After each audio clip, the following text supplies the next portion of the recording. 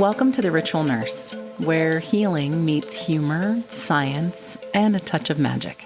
Welcome to the Ritual Nurse podcast. I am your host, Riva, and this is part 2 of our guest episodes with the incredible Molly.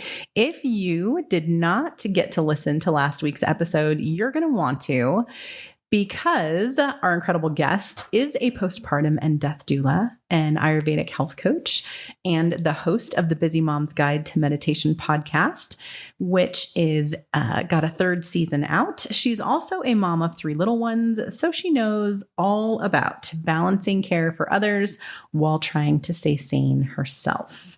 Molly, welcome back to the podcast. Last week's episode was so much fun. I have so much fun recording with you.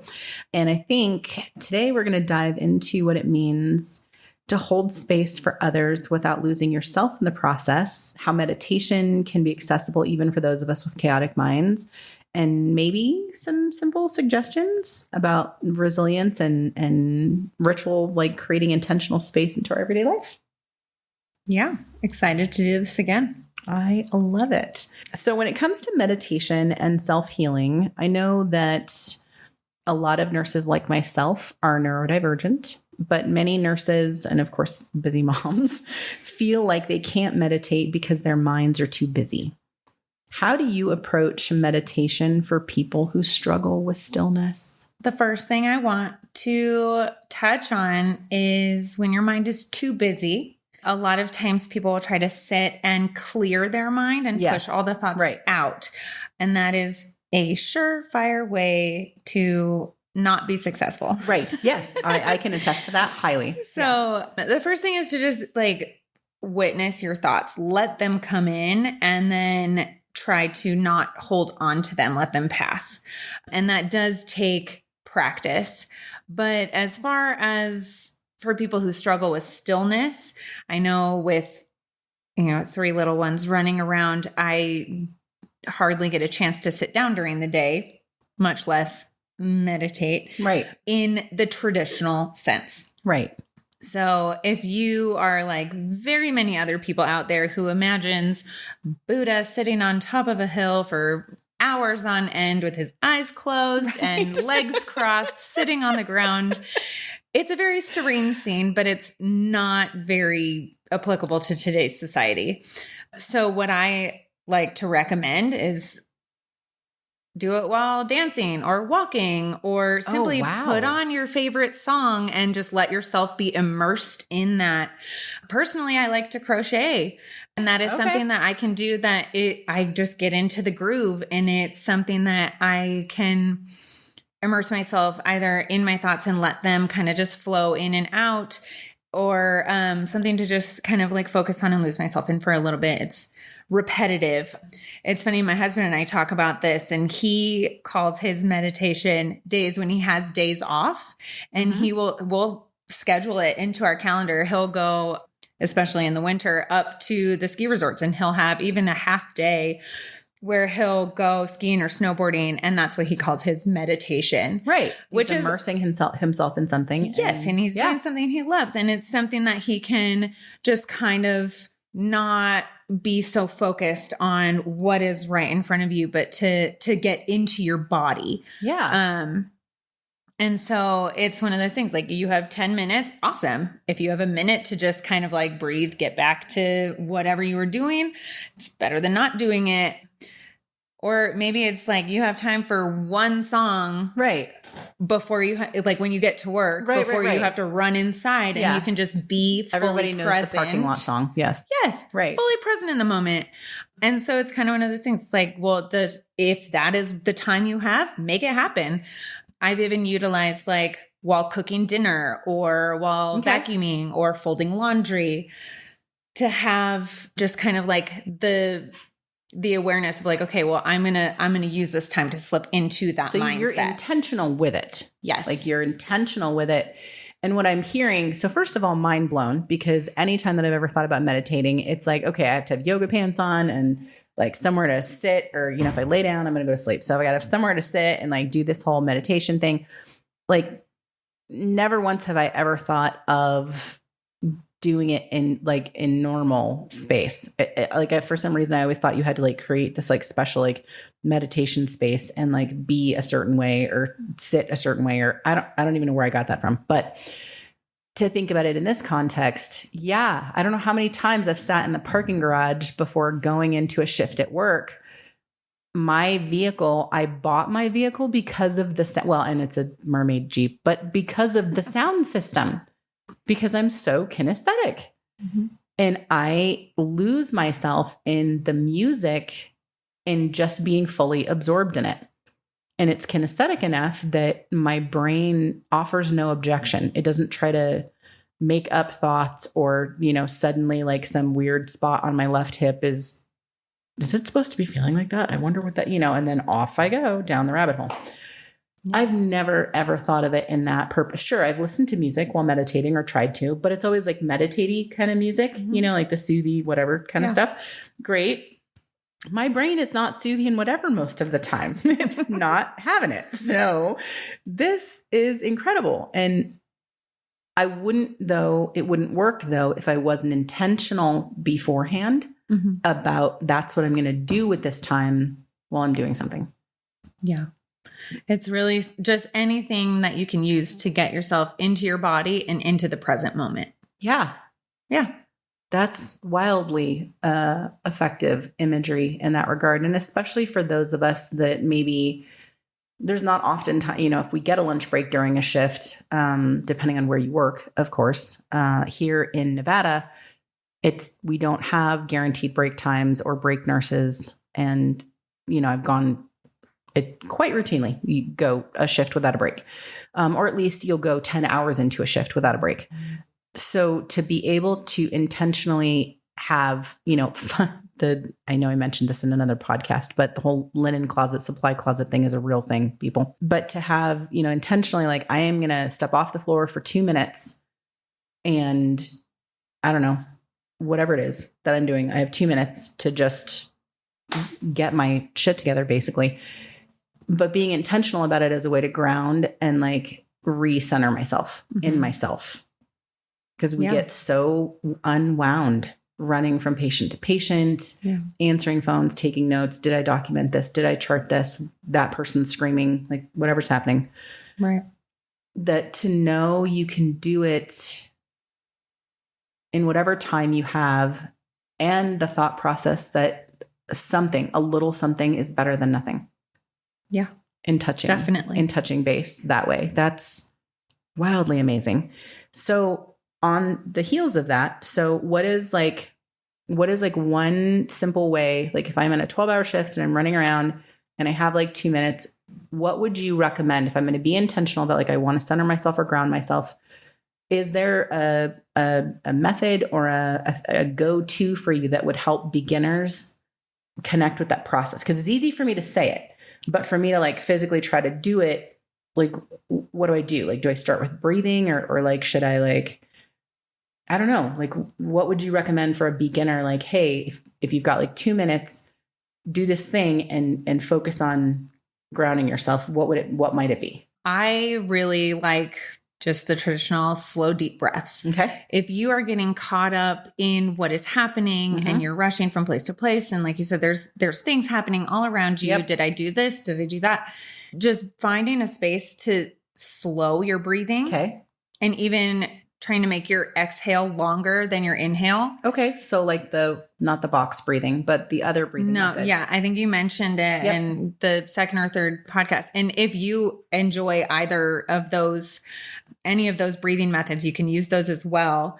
But simply just slowing your breath down and lengthening your breath, which sometimes some people need practice doing that, but slowing your breath will slow your mind. Yes. And absolutely. So that is something you can intentionally do just to find a pocket of peace in that moment. That being said, I know that the deep breathing doesn't work for everybody. Mm-hmm. I've met quite a few people that just isn't really their jam. So the alternative that I personally really love it's a tapping method. Oh, okay. But it's like, I don't know, it's like the butterfly hand. I don't know what the actual name for it is, but basically laying like one hand over each other, like on your chest. So palm to the back of your hand. Yeah. Palm to the back of your hand on the center of your chest. And you tap alternating with your fingertips.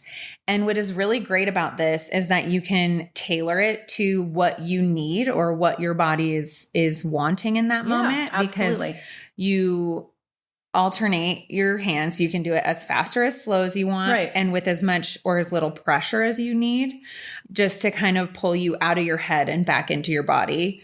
I think this is going to be like a theme today because it's the second or third time I've said it already, but like just really getting back and grounding back into your body is I think that's vastly important because and I think most nurses would attest to this, maybe not in so many words, but when we are in that state, we are operating out of necessity in fight or flight mode.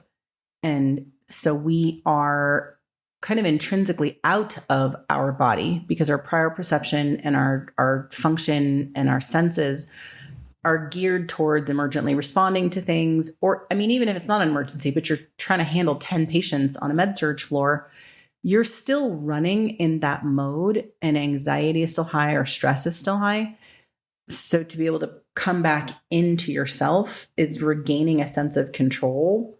You're not just being pulled by this current of immediacy that's pushing and pulling you. Even if it's, even like a labor and delivery floor and it's positive and there's all these gorgeous babies and this is awesome.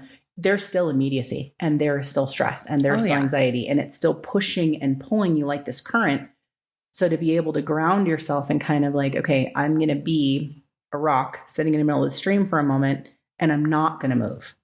But to do that, you got to find footing. You have to find purchase. Yes. And for our readers, I have not started video podcasting this, but to put the flat of one of your hands on your sternum so that your fingertips are kind of towards your collarbone, and then repeat the motion with the other hand and put it palm to the back of your hand so that the fingers are pointing towards the other collarbone is what Molly was doing with her hands. And tapping in this space underneath either collarbone or, right on your chest, alternating tapping is a method. It's used in EMDR. It's used in post-traumatic stress disorder treatments, emotional dysregulation, DBT therapy, I think has some, not my professional wheelhouse, so I could be speaking out of turn, but alternating the tapping is also alternating your left and right brain signals and making the brain slow down enough to function as one rather than being solely in your left or solely in your right. So I think that's an incredible method. Those are both really good options. Could you do both at the same time? Oh, yeah. Awesome. Awesome. And I can see that really working for people who maybe the breathing aspect still leaves their mind too free to continue bouncing around like a ping pong ball in a room. Yeah. But the tapping and you're focusing on making it alternate. Like you have to actually focus on it being alternate while you're breathing. It feels like on the body. Yes. Because it quite literally brings your focus into what is happening on your chest. Yes, what does that feel like? Exactly. And so it quite literally pulls you into that bodily sensation. That's incredible. That's amazing. Yeah. I think people tend to do this innately as a stimming on their legs or tapping their feet or tapping their fingers on things without realizing it. So intentionally doing it in a space that's focused on your core. I mean, right over your sternum is basically your core is perfect to really kind of like draw you into that. That's amazing.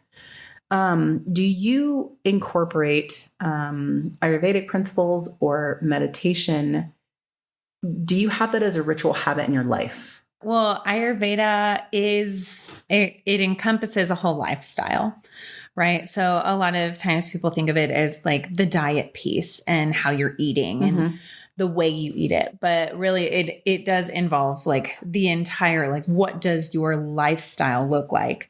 So in Ayurveda, it's called dinacharya, and that is your daily routine, your morning routine. That's and actually, I think you have a name for your daily routine. Yes. Okay. So having that kind of set routine, like in the morning, obviously it looks different for everybody depending on your situation. For me with kids, I'm trying to get out of the door for school and whatnot. You know, my bare minimum is being able to wake up, you splash some water on your face, brush your teeth, run a brush or some fingers through your hair. Yes. And then I always like to drink a glass of like warm water before anything else. And having that be kind of the set thing that happens every morning, your body finds ease in routine. And so it knows what to expect. Exactly. Yes. Right. And then even further than that, if you eat the same breakfast every morning, your body even will learn to expect that. Okay. And it will start making the enzymes to digest that. Absolutely it will. Yes. Before you even like get to have the food in front of you. And so it eases digestion then. And so it's like a way to lower stress in a very because if your body is expecting what's coming, the parasympathetic nervous system is what can respond instead of the sympathetic. The body doesn't understand the difference between pancakes or a jump scare. Like it really doesn't. If it's not expecting a stimuli, no matter what the stimuli is, whether it's your beautiful child whispering in your ear at 1 a.m. or, surprise pancakes. It's terrifying. But your body reacts first with the sympathetic nervous system until the brain can cognitively process what it's looking at. Correct. For the parasympathetic nervous system to kick in. So I've never, ever thought about that. Well, having ADHD, routine and predictable structure probably isn't something I think about normally. It's probably something you need. But that's really mind-blowing to me because having that kind of structure allows you to stay out of your fight or flight mode. And that's so integral to lowering stress for nurses whose entire job is going to keep them in it probably 70 to 80% of the time, no matter what field you're in. Yeah. I'm not just speaking from experience, like from ICU or ER experience. That is such an incredible concept. Well, and it goes back to, the ritual aspect of this podcast. It's like, if you have those daily rituals that you do every single day around the same time every day, it helps to pull your body kind of out of that fight or flight. Right. And it's done with intention. Yes. It is done with intention. On that note, I wish that you guys could just stay with us the entire time. But if you have to head back to the floor, I really hope that you are having a wonderful shift and that you get a few moments of intentional space that you need. If you're going to hang out with us and you don't have to run back to the floor, use this musical interlude to refresh your coffee, your tea, just get into a more comfortable position. And Molly and I are going to return after the break. We are going to talk about a couple cool, maybe practices or maybe a personal intentional space that either one of us like to create. And we're going to cover that and go over it after the break. So we'll talk to you guys shortly.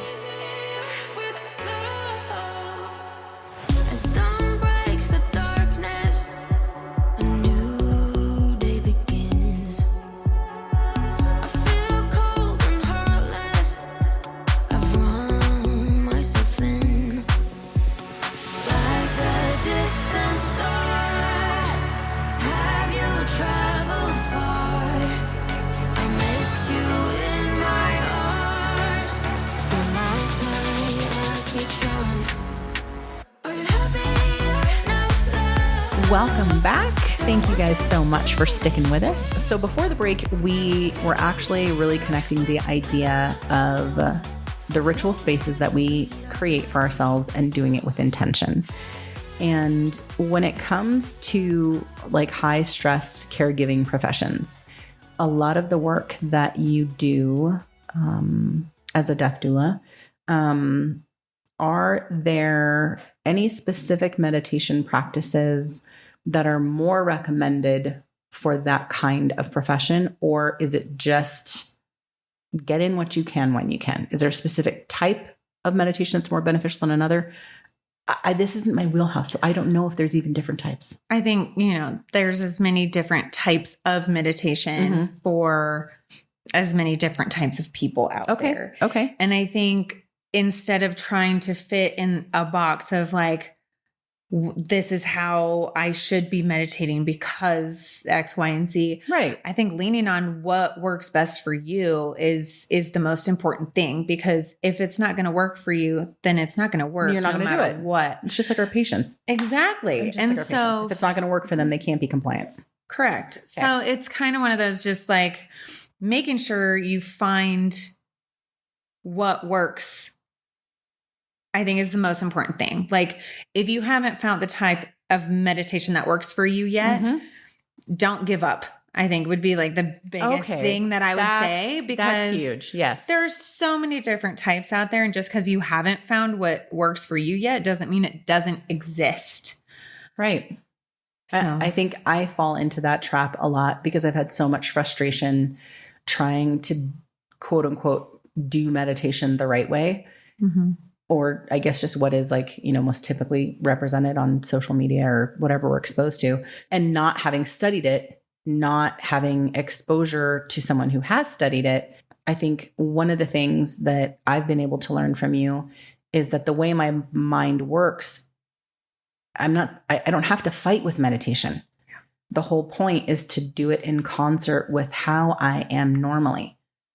Like, bottling up or keeping the flow of who I am or my energies, like in a maze that I'm trying to navigate, versus removing all the floodgates and letting it flow in its natural pattern, I think speaks a lot to not giving up on meditation. And I don't even think, does it really need to be called meditation? Like, yes, that is a practice and that's what you're doing specifically, but what about the aspect of grounding? Is grounding different than meditation? Not necessarily. I had a teacher back in my courses within Ayurveda, and she would say, like, meditation, the goal is like meditation is a way of life. Okay. And so, like, again, you're not going to be sitting for 24 hours a day, sitting and meditating. Exactly, right. And so if you can find, it's a mindset. And if you can shift into that mindset at any point, and that includes like, this is after you've been able to like process your emotions. Yes. And everything. And like, because if you're holding on to stuff, it makes it really hard to shift into that mindset at a given moment. Right. Like a pure like expression of emotion, good, bad, sad, whatever, is 90 seconds. When was the last time you felt an emotion for only 90 seconds? Oh, yeah, no. Right? Like, we're so conditioned to like hold on to emotions and let them out when it's quote unquote appropriate. And so it causes a lot of issues in the body, and it just gets kind of stagnant. And so I know in working, especially with my kids, seeing how they're able to kind of like process that they're so excited or they're crying or having a tantrum, they're angry. And then the next thing you know, they flip the switch and now they're fine. And they're like, well, I'm kind of hungry now. And I'm like, wait, what? Right. And it's because they're not holding on to that. And so I think, just being able to do the work to be able to get to that point of being able to get into that mindset that makes when sense. you need to. That makes sense. And again, just being in that present moment, which is really kind of where that meditative mindset is kind of that sweet spot. That makes a lot of sense. And it really speaks to, like, I think everybody just thinks that, you should just be able to find some kind of hertz or frequency or sound or, ohm or something that, like, you sit down and if you can sit cross-legged and do this thing and suddenly you're meditating. But the act of intentionally staying in that mind space or being able to move into that mind space means that you have to be really self-aware and you have to do the work of keeping yourself healthy emotionally. Yeah. And we as nurses, as I was talking about with Jamie, one of the prior guests on the podcast, we are not taught how to do any of this. So our only recourse, I'd say for like 90% of nurses out there, is we shove things in boxes. metaphorical boxes, and they're put on shelves in our psyche, and we just cram things in them and put it away. And we can talk about it. You'll notice that a lot of nurses are able to talk about really horrific or traumatic experiences with really not too much emotion. Compartmentalization. Absolutely. Yes. Like wild. Like yes. it's really bad. I mean, it's a maladaptive coping mechanism, but nurses aren't taught any of this in school. And then when we get into the field, there isn't space for this, which is part and parcel of the whole reason the Ritual Nurse podcast is here. Right. So I think that people need to give themselves patience. I think they need to give themselves grace and be patient with themselves, I guess is what I was meaning to say, because it takes time to get there and to start small. I think, like, I know for myself, when I've needed to ground myself in a moment of stress or trauma, or after having just had it, I will usually rely on my senses, like touching base with my 5 senses, because for some reason it just reminds me that it brings me, I guess, into the physical. I'm very kinesthetic. So I will usually identify something that I can see. And I've always had in my locker at work, we don't usually wear perfumes and things like that, but essential oils, especially those that are not sharp, but like citrus or mint, not something soft. For me personally, it usually has to be something that grabs my attention kinesthetically as a sense. Ice and drinking ice water, sipping on ice water, the coolness, I will usually envision like actually sinking into ice cold water. And in DBT, we call that tip as a method of helping with emotional dysregulation, which I had no idea about until I learned about DBT. But I was doing this intrinsically as a grounding practice, knowing that even though I didn't know why it was working, just knowing that what it was doing was giving me clarity and calming my mind. And I was able to return back to razor sharp focus and walk into the next code or do whatever I was doing. And it would take seconds. It would just take seconds. Yeah. So I think, is there anything that you do like that when you are at work? Like, let's say that you're not at home, like you can't really, you're caring for a family or you're in the midst of dealing with something. Is there anything that you do, like the rubber band thing that people do sometimes? Like that quick, like personally, it just brings you like to where you need to be and then you can keep functioning. Is there anything you do that's fast like that? Because I'm darn sure that being in the spaces I've been in, that you experience a lot of intense emotional moments that you can't just like duck out of the room. Right. I'm trying to think because, and everything I'm hearing you're saying, the like snapping the band on the wrist or the smelling of the very like lively, we'll call them scents, or even the ice water it's a snap back into your body, right? Yes. And to be honest, like when I'm in it working with family, I'm sure like plenty of nurses can relate to this. It's like when you're in it, you kind of like can forget to do that in the moment. And then as soon as you're out of there, you're like, okay, whoa, I need to come back to that. If I'm able to, like outdoors, fresh air is my like jolt to the system. If I can, like I'll open a window. If I'm working from home, I was just going to say that, like, even if you need to stick your head out the window for a second and breathe fresh air. Yes. I know I work from home a lot. And so like I'll open up my whole house. And I know the last couple days have been really nice. I've been able to open up the whole house and it's been fantastic. I'm like, oh, we're at this time of year again. But it is one of those things that really just kind of like brings me back into the self. But it is something that I'm not doing in the moment. So I find that really interesting that you asked that because I'm like, I don't know if I have something that just is like a jolt in the moment. I'll usually have tea or something. And so maybe, that like, I notice if I get higher emotions, I drink faster or like I'm sipping more often. Yep. Exactly. And sometimes that will be it'll kind of create oh, that hey. hand brain connection Yep. where I'm like, whoa, I need to Slow down. take a second. Right. Exactly. And then that brings me back to like the breath work and stuff. But yeah, that's interesting. That's something that it could be better at. Oh my gosh. And and I think, obviously in the middle of a code, actually, now that I'm thinking about it, I have done it in the middle of a code when I notice that I'm starting to feel like I can't keep up with the timing. And it's like this hint of frenetic energy. I actually will focus on something, like whether it's a sound of something, and it's just for a few brief seconds. And until now, I didn't actually think about the fact that I have done this in codes before. And it returns me to, I guess it just gets all the freeway lanes like into one lane with my brain. And I'm able to process the data that I'm collecting and get back on track. Well, it almost like pulls you out of like the tunnel vision, because you focus on something like external. Yep, exactly. So you kind of gain that perspective. Yes. So that's great. Yeah. Yeah. I have actually done that in codes.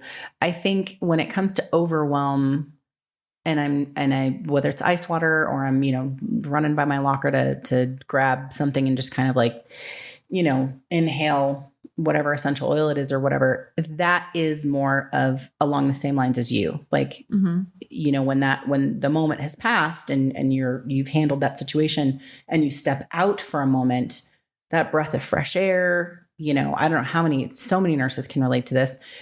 Actually, like, I'm going to step outside for a moment, because even being in the physical space of the energy affects you. Yes. And that might be woo woo for some, take it or leave it.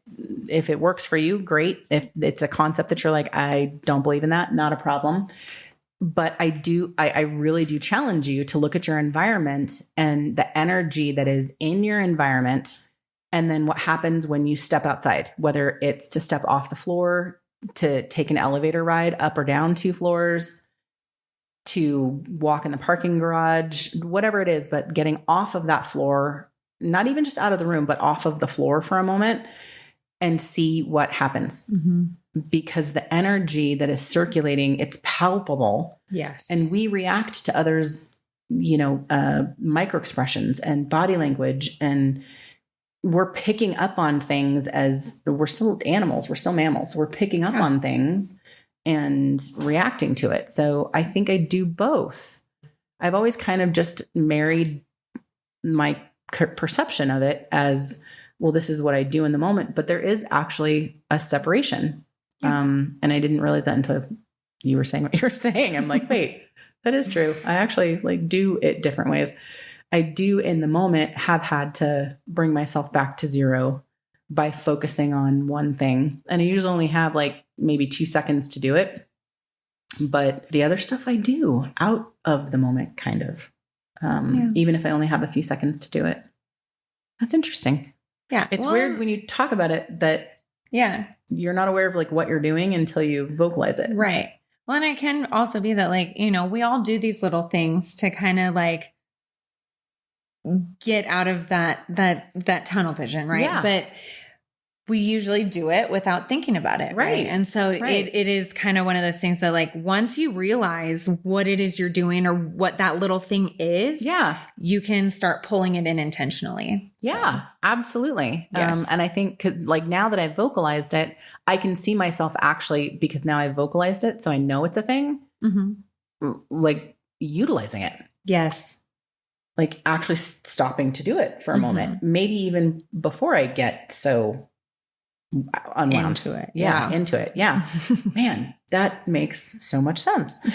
So I did want to ask, is there any like exciting projects before we get to our coffee and crystals and divination section? Is there any exciting projects or things coming up for you that you wanted to talk about with our listeners? Sure.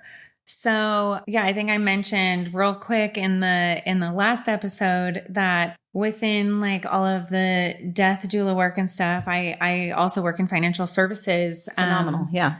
Helping people with just kind of like protecting their absolutely. finances and creating a legacy and, you know, whatever that looks like for them. And we're super excited. Our office is going to be holding an event next month for women. That's incredible. Specifically, Right. just to share financial education for women, because financial education isn't something that is widely taught in schools. No. And I know it is not at all in nursing school. Yeah. Whatsoever. And it's something that a lot of times as women, I think the statistic is like half of all married women will just defer financial decisions to their husbands. Yeah. And I know I've been, you know, part of that statistic. Right. Yeah. And whichever partner is better at the math or the left brain thing or, you know, yeah, exactly. But it's really interesting. And the more women I talk to, there's a lot of different mindsets around this, of anything from like, well, my finances are separate. I know where my finances are. And I was like, okay, so if something happened to your partner, right, do you know where all of their information, their documents are? And they were like, oh, you know, it's like, right. You don't need to have any fingers in the pot. Like, if you keep them separate, that's great, but you still need to have some type of basic understanding of like, exactly, what happens if something were to happen to them. Exactly. Especially if you have children together and all of that. So there's so much that goes into it, and I could talk about this for ages, but yeah, it's going to be a brunch and mimosas event for women. And I'm so excited, and I'm going to be speaking. So which is I'll incredible. Be sharing Absolutely that incredible. story. Are you guys planning, or have you thought about, like, is it recorded? Or a lot of our listeners come from literally all over the United States. We're in 13 different countries, 73 different cities. Have you guys ever thought about like I don't know what to call it, a webinar of it? I don't even know if that's the right name or word for it, but we are. So in town, the in-person, like experience of the brunch and everything is definitely going to be where you want to be. But if you are out of area, we are looking at having a Zoom option, so you can still tune in and get the information. Love it. So yeah, it's going to be super fun. Love it. We will have to post the information as Miss Molly gives it to us for both future trainings and episodes. Yes. A lot of nurses need that information. We don't, I mean, like maybe in the pamphlets that we get from the hospital or something, like that's our only exposure to it, unless you know somebody or have somebody in your life like you that does that. Yeah. We don't have any exposure to it. So I think that is wildly phenomenal and exciting. For Coffee, Crystals, and Divination, last week we did 2 special decks. One was Molly's Oracle deck and the other was her Tarot deck. And so this week, would you be willing to pull other cards for like the topic that we talked about this week? Sure. I love it. The decks are going to be on socials if I can find links. And of course, we always want to buy from the artists because there's a lot of knockoffs and, you know, ripoffs out there. And we always want to support the artists. So I will link as much information as I can for the decks that she's using. And you're going to want to see the pictures because they're absolutely stunning. They're absolutely gorgeous. And I think the creators of the Oracle deck, are they local here? They are not. They're based out of Atlanta. Oh, okay. And they're called the Spirit Mamas. This is the Spirit Mamas Oracle. So they're Victoria Nielsen and Tiffany Wilkes, and they're fantastic. Yeah, this is so mothers beautiful. Themselves. Absolutely beautiful. Here we go. Love it.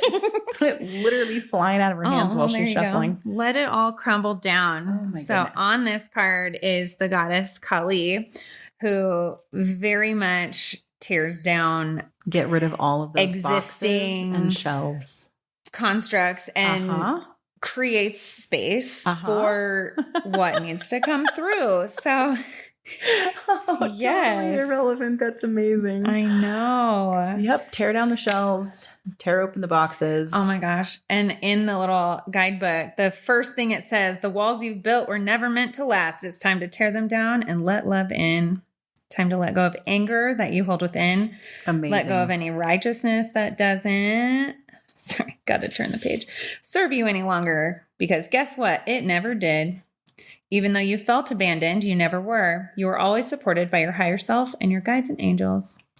That's release old amazing. hurts, replace them with love.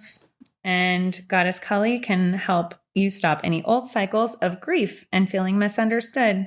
They're just your ego trying to keep you separate. Let all these old stories die with her. Oh my gosh. Yes. That literally is exactly what we're talking about. And being in that meditative space, in order to get there, you have to do the work of cleaning the garage.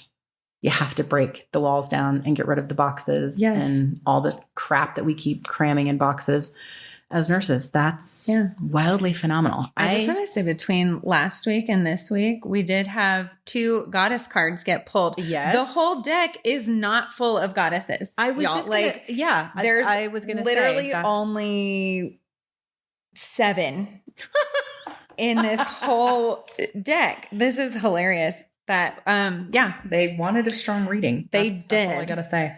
We have some fierce feminine energy coming in. Oh, I love it. So your tarot deck, I'm gonna shuffle the crystal oracle so that I can pull a stone for them for this week. Oh yeah, let's do that. But will you pull a tarot card from your deck that you brought? Of course. Which I also love. And while we were talking about it after the recording for last week, we were looking at the deck and looking at the artwork of it.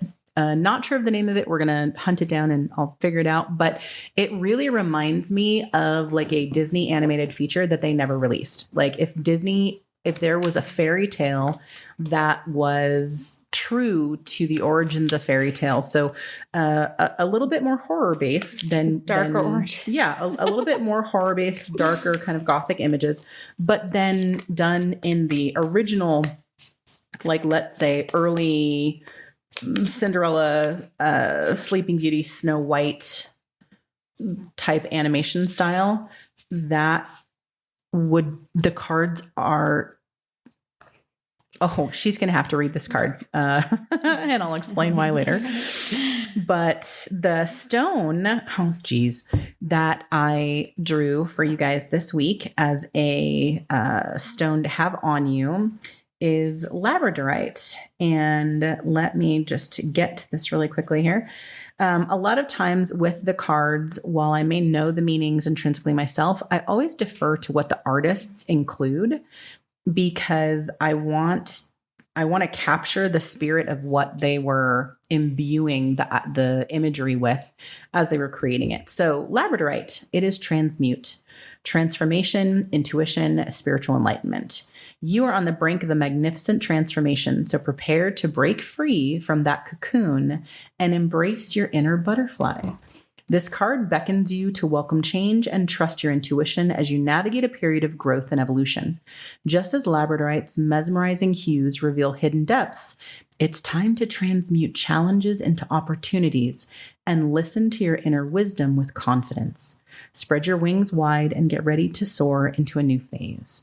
So keep your labradorite handy. Keep it on you this week because that is the crystal divination for this week. And of course, totally irrelevant. Had nothing to do with what we talked about. It sounded like a much gentler version of the like tear it all down so you can rebuild it in a better, healthier way. And so it's like, it doesn't have to be like this violent tear it all down. Cards. Oh, that's gorgeous. Yeah.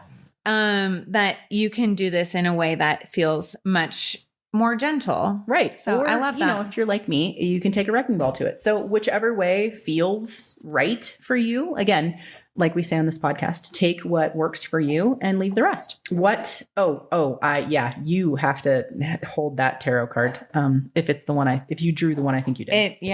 Ooh. It's probably because you were very against looking at it. I am a very arachnophobic for those that don't know me. Even though this card is beautiful, can't look at it. So I just want a disclaimer out there. These are archetypes and it is the devil card. Okay. Oh yeah. So they are archetypes, right? So it doesn't mean then like it does not anything actual, we're crazy. Not talking about the actual devil, or it's not supposed to signify. Yes. If we look at what the representation is there, you know, that temptation, you know, falling into old patterns, things that do not serve you. Again, not on brand at all for today. You know, this is almost a warning to not fall into those old patterns and to, again, like break out of that. Like you said, you're a bit arachnophobic. The imagery on this card is quite a large spider in the middle of its web. And it's that same kind of concept of like, don't get stuck in the web.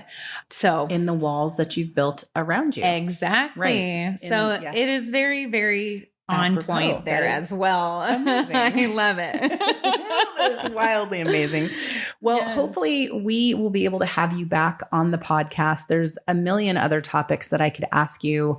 And this is secret for my podcast listeners because, we're going to pretend Molly doesn't hear what I'm saying, but that we can maybe do some more focus on meditation with Miss Molly. Yes. And maybe future episodes. But the experience has just been amazing. If you guys didn't listen to last week's episode, you're going to want to, because some of the things that Molly touched on, one of them happened to be the best description of therapeutic boundaries I think I've ever heard. I'm glad that we're not videoing these podcasts, because the dumb look on my face when the light bulb went off when she said what she said probably would have turned into a meme. But definitely listen to last week's podcast. And I hope that you thoroughly enjoyed this one. Thank you so much, Miss Molly. I always love seeing you.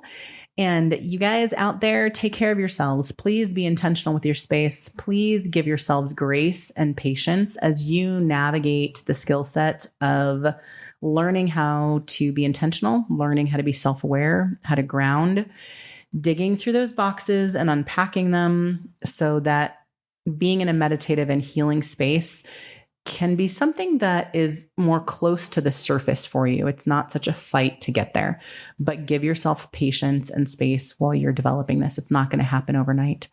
And as always, I love your face, and we'll talk to you next week.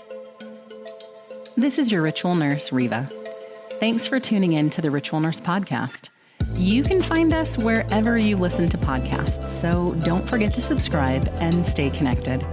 For all our social links, free education, classes, blogs, and podcast notes with resources, head over to tcth.org.